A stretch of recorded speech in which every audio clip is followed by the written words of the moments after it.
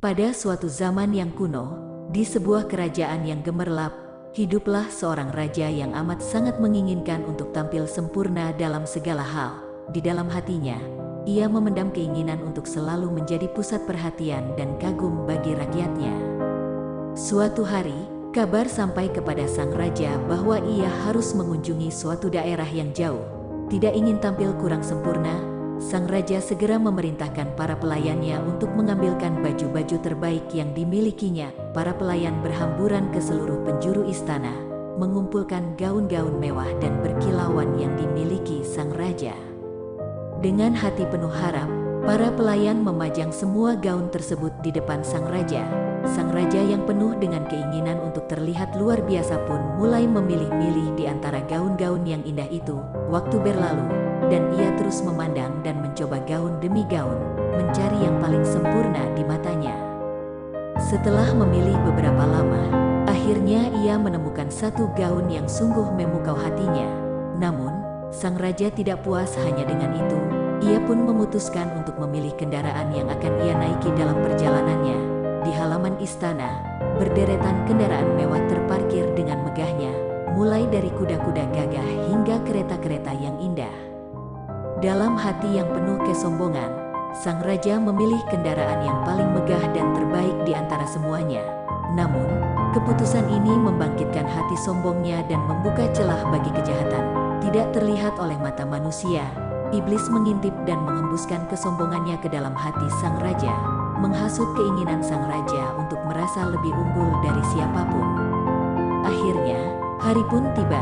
Sang raja berangkat dalam perjalanan dengan mengendarai kuda pilihan terbaiknya. Di sepanjang jalan, ia memandang rendah pada manusia yang berjalan kaki atau menunggang kuda biasa, merasa dirinya begitu istimewa dan berbeda. Namun, kehidupan memiliki cara unik untuk mengajarkan pelajaran kepada mereka yang berpikiran sombong. Tiba-tiba, di tengah perjalanan yang megah itu, muncul seorang lelaki yang berpenampilan kumuh dan lusuh. Ia melintasi jalan sang raja dan mengucapkan salam dengan tulus.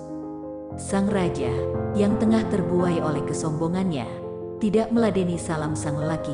Ia merasa bahwa orang seperti lelaki itu tidak pantas mendapatkan perhatian dari seorang raja sehebat dirinya. Namun, lelaki itu bukanlah sembarang orang. Dengan cepat dan tiba-tiba, sang lelaki kumuh itu melompat ke arah kuda sang raja, menarik tali kekangnya dengan kuat. Sang raja terkejut dan marah, merasa bahwa keberaniannya telah dihina oleh tindakan lelaki tersebut. Dalam kekacauan dan kebingungan, sang raja berteriak, "Lepaskan tali itu segera, bagaimana kau berani mengganggu raja?" Namun, lelaki kumuh itu tenang dan berkata, "Aku memiliki urusan yang mendesak denganmu." Ia tidak gentar menghadapi sang raja, meskipun itu adalah seorang raja yang terhormat.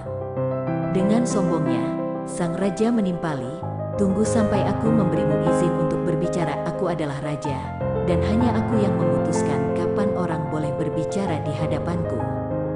Namun, lelaki kumuh itu tidak gentar. Ia menatap tajam ke mata sang raja dan berkata dengan penuh keyakinan, "Tidak, aku ingin sekarang." Dengan tali kekang kuda yang masih ia pegang erat, lelaki itu dengan tegas menunjukkan bahwa ia tidak akan mundur. Sang raja, yang terkejut dan marah, tidak punya pilihan selain mendengarkan apa yang ingin dikatakan oleh lelaki itu. Dengan ragu, ia berkata, "Baiklah, sampaikan apa yang ingin kau katakan." Lelaki kumuh itu mendekatkan diri ke telinga sang raja dan berbisik dengan tenang, "Aku adalah malaikat maut." Sang raja langsung merasa tubuhnya membeku. Hatinya yang dulu penuh dengan kesombongan kini dipenuhi oleh rasa takut yang tidak pernah ia rasakan sebelumnya. Matanya yang dulu penuh dengan keangkuhan kini memancarkan ketakutan dan kebingungan. Dengan suara yang gemetar, sang raja berkata, "Apa yang kau inginkan dariku?" Malaikat maut itu menatap tajam ke mata sang raja dan berkata dengan tegas, "Saat ini adalah saat yang ditetapkan untukmu. Tidak ada lagi waktu untuk urusan duniawi." Sang raja yang sebelumnya merasa begitu perkasa dan kuat, kini merasakan kelemahan yang mendalam. Ia merasa bahwa segala hal yang pernah ia capai dan kumpulkan di dunia ini tidak berguna lagi, tanpa bisa lagi menolak atau menghindar. Ia merasa tali takdirnya tertarik dengan kuat oleh malaikat maut. Dengan suara yang hampir tidak terdengar, sang raja memohon, "Berilah aku waktu untuk menyelesaikan urusan-urusan terakhirku, memberi wasiat kepada keluargaku."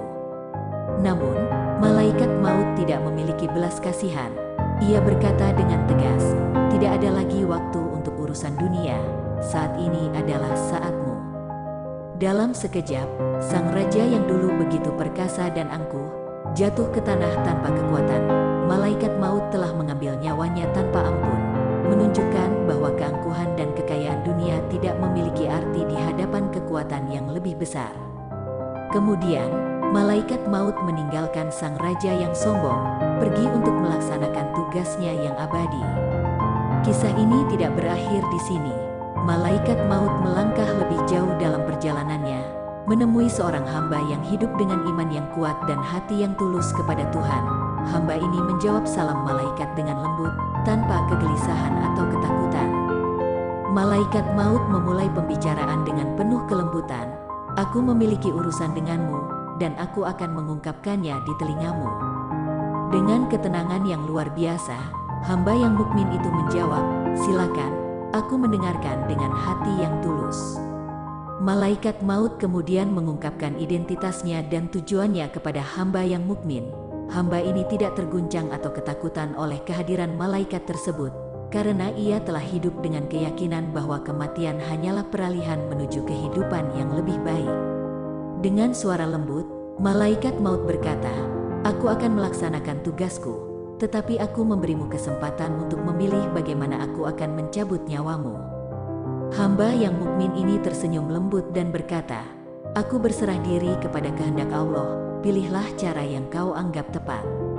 Malaikat maut, terkesan oleh kebijaksanaan dan ketenangan hamba yang mukmin, berkata, "Engkau memiliki iman yang kuat, pilihlah dengan penuh keyakinan." Hamba yang mukmin ini memilih untuk melakukan wudu dan salat terlebih dahulu. Dalam keadaan sujud, saat ia paling dekat dengan Tuhan, malaikat maut dengan lembut mencabut nyawanya. Hamba ini pergi dari dunia ini dengan senyuman di wajahnya, menemukan kebahagiaan abadi di sisi Tuhan yang dicintainya. Kisah ini memberikan kita pelajaran berharga tentang kerentanan manusia di hadapan takdir dan kematian, serta tentang pentingnya mempersiapkan diri kita untuk akhirat. Kita diajak untuk merenung tentang nilai sejati dalam hidup, bukanlah pada harta dan kemegahan duniawi, melainkan pada keimanan yang kuat dan amal soleh yang akan membimbing kita di dunia dan akhirat.